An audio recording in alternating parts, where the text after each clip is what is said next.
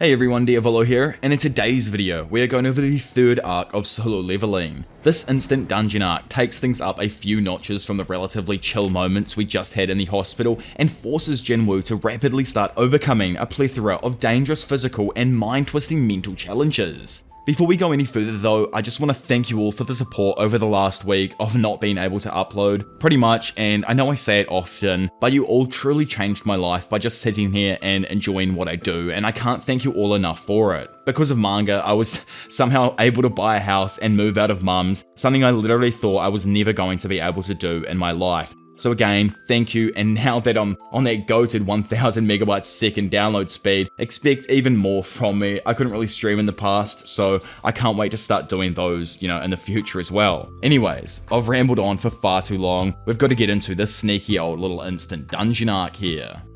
Navigating the grimy, dilapidated subway system of Hapjung, Jin's confidence plummets even further. An unsettling, putrid stench permeates the air, a telltale sign that a monstrous threat looms nearby. Abruptly darting down a dimly lit corridor, Jin gets startled as a colossal wolf hurtles towards him. Surveying the beast, Jin realizes that even facing a mere goblin would be a daunting task, let alone contending with this behemoth.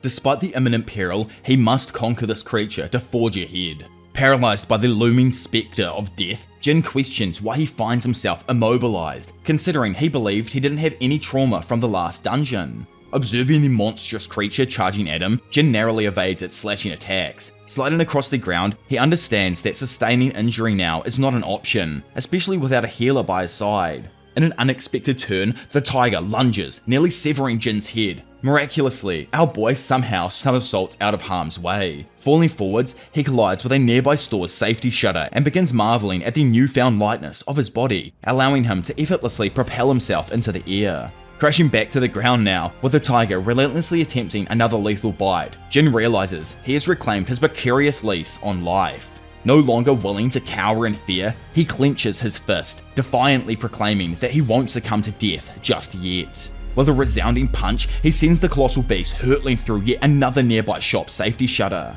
Astounded by his own strength, Jin speculates that perhaps it stems from improving his initial strength stat. Yet, as the formidable steel fang resurfaces through the ruined shop, Jin acknowledges its superior strength and notes that fists probably ain't enough to take this thing down. Roaring in determination, he charges forwards, locking in and unleashing a barrage of punches like never before.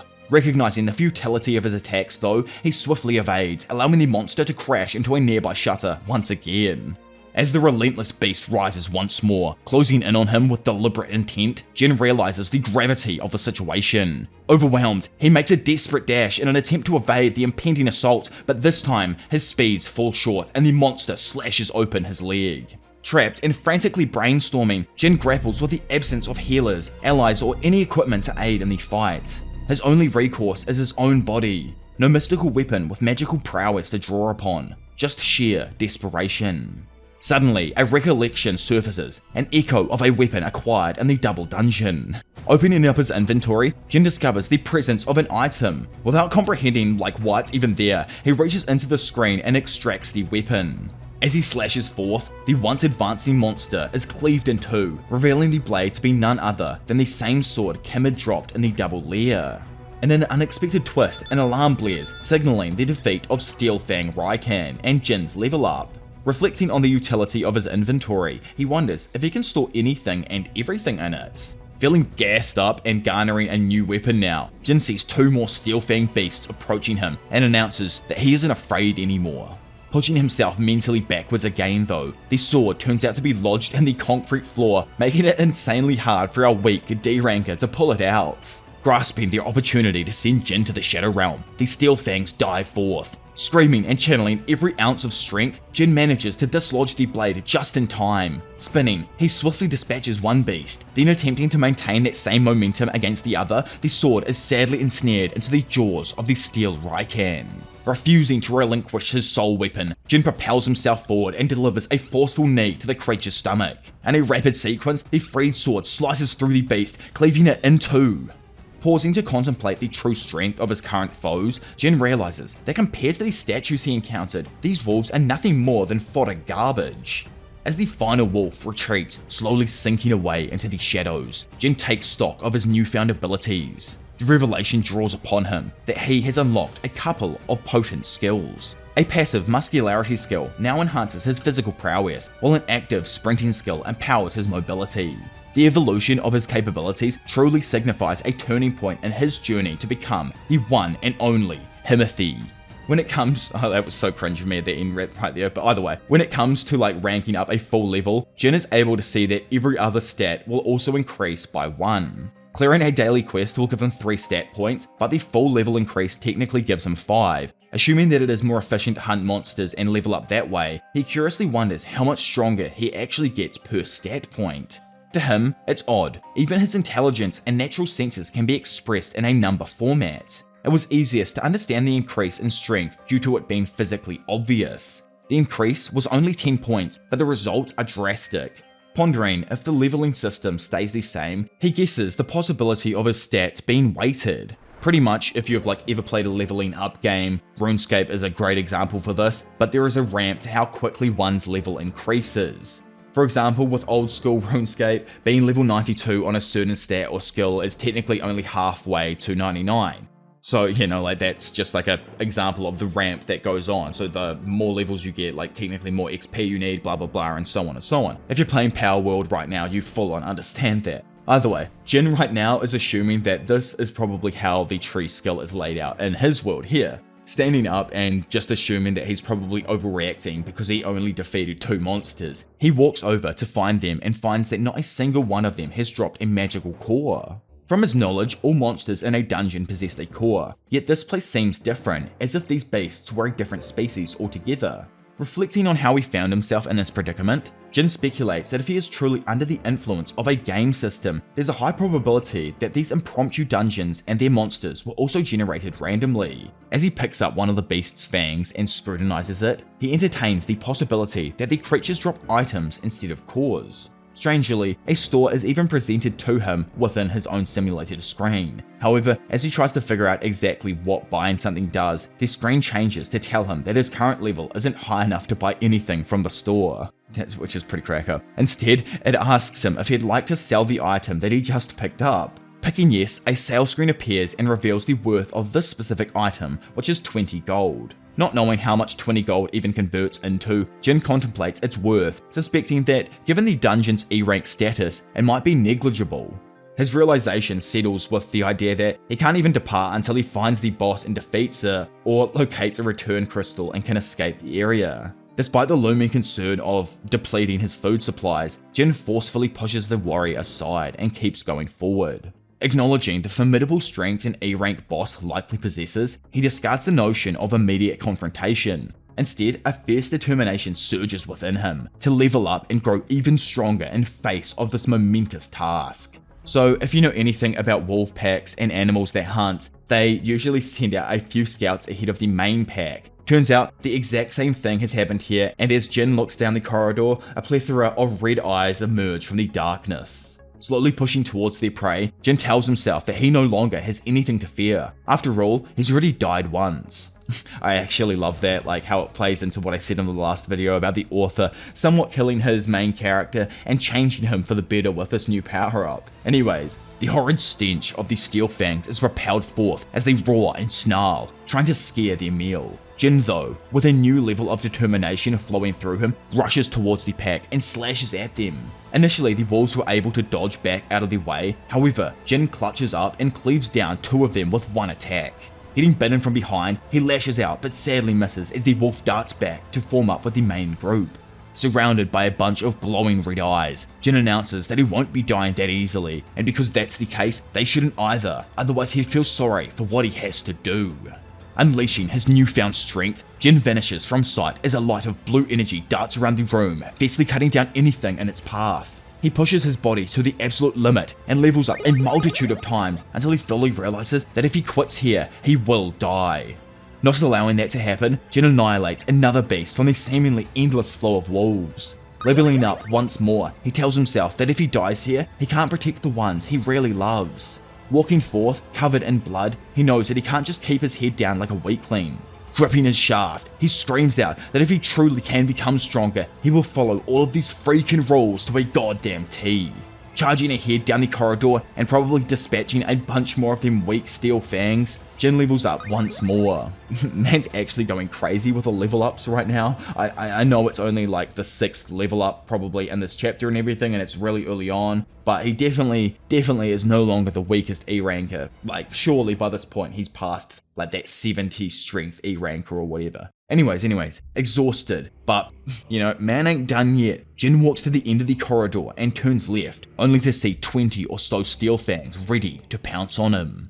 Okay, it's raining outside now, so I really apologize if you guys can hear this, but it's been like a week and a half since I've been able to record, so I really want to record. But anyway, looking down at his cracked blade, Jin thinks it's getting a bit dull and all. In the end, no matter what weapon, it will inevitably lose durability. Even if he was to purchase a high-grade weapon, it becomes used after just a few dungeon runs. Once in the past, he paid for a dagger that cost more than 50,000 won. By the way, if you want like a representation of how poor Jin actually is, this is great. 50,000 won is like 40 bucks in America, so yeah, bro is cutting it close to the line right now with his finances. Although, like, hunting did become easier for him after he did obtain that dagger, it broke way too easy during the boss fight and he was only able to gain 3 E-rank crystals, which wasn't enough for him to recoup his losses. Since then, he's never brought a weapon again. Even if it was extremely hard, he chose to take care of his foes using his body. Looking at the weapon in his hands though, he thanks it. Due to him attaining this blade, Jin was able to take down every single Steel Fang Raikan and gain the title of Wolf Slayer.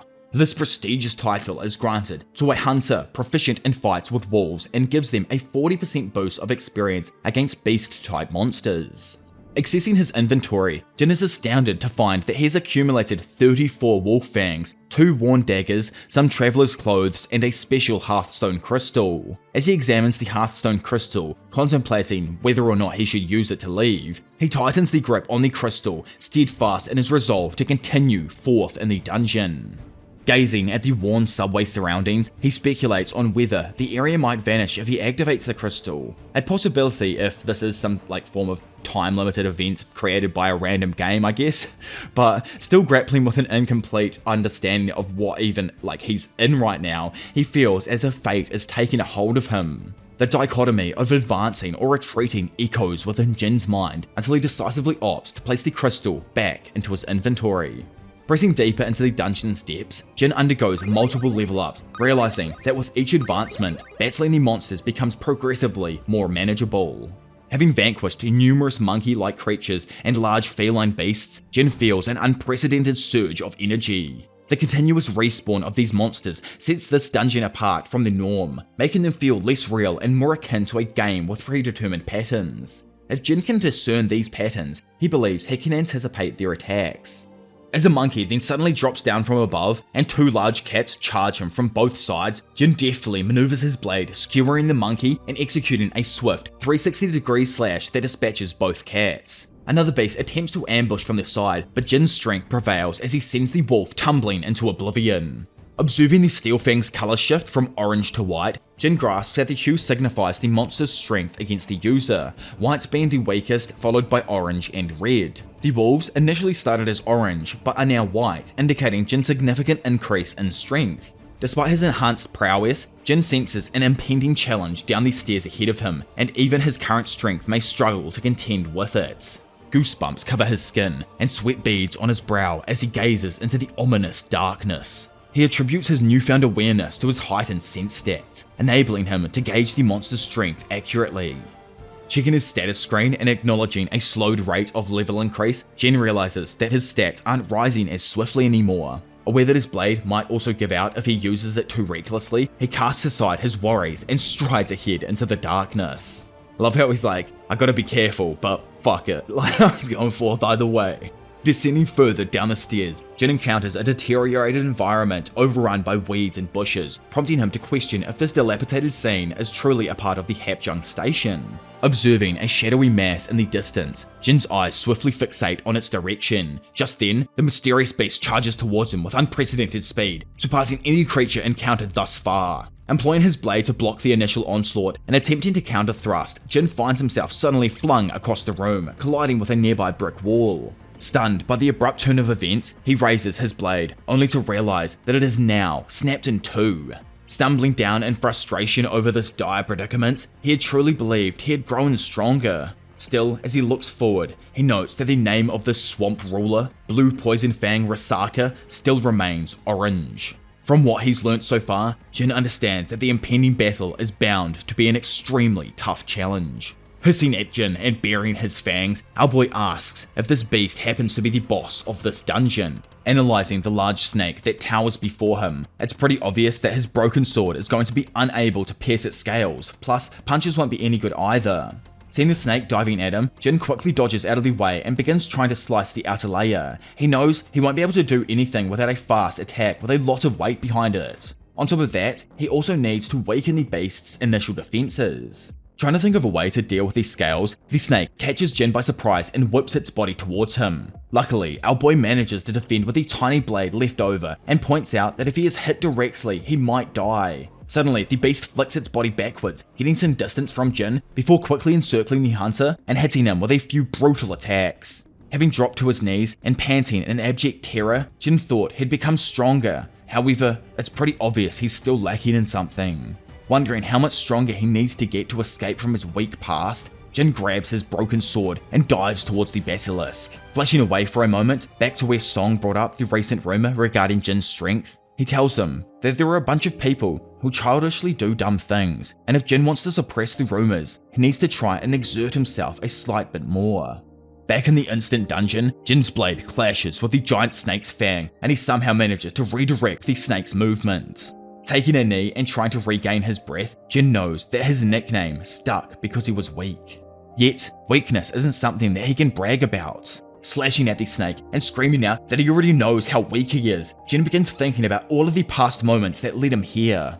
A pressuring force squeezing down on your head and forcing one to make them yield. No form of hypocrisy will protect you. Whatever the opponent does, pure strength will always overwhelm you, and fear will make your knees buckle and your toes seep into the ground.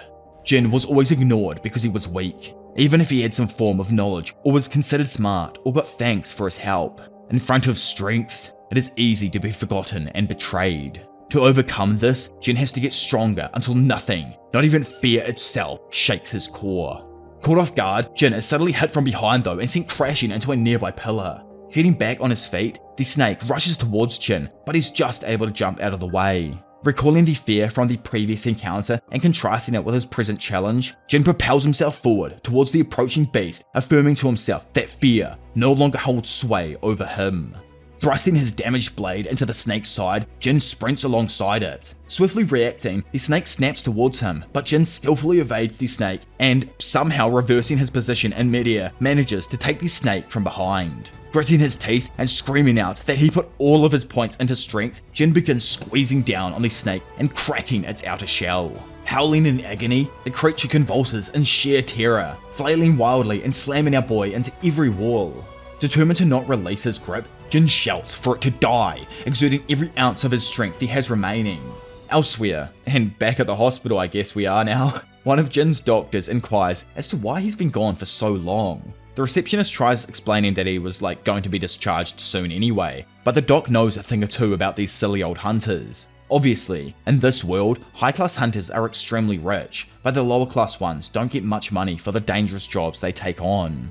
With the doc not being a hunter, he's unable to fathom the terror that someone would find inside. Instead, all he sees are the results of failure, people covered in blood, looking completely ruined in comparison to how a typical accident would affect a normal person. Curious as to how they even survive, the reception asks if it's a form of miracle that allows them to return. Dismissing the notion, the doctor reaffirms an earlier revelation, explaining that even the most feeble hunters possess strength far beyond that of an average person. They are, in essence, monsters in their own right.